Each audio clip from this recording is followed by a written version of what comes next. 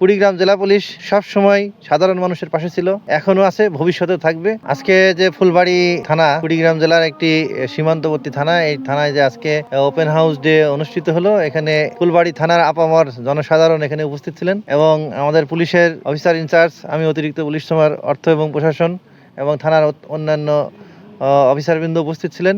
সেখানে ফুলবাড়ির যে আপামর জনতা, সাধারণ মানুষ, খেটে খাওয়া মানুষ, তাদের জন্য একটি মেসেজ যে ফুলবাড়ি থানা পুলিশ অর্থাৎ কুড়িগ্রাম জেলা পুলিশ সব সময় সাধারণ মানুষের পাশে ছিল, এখনও আছে, ভবিষ্যতেও থাকবে।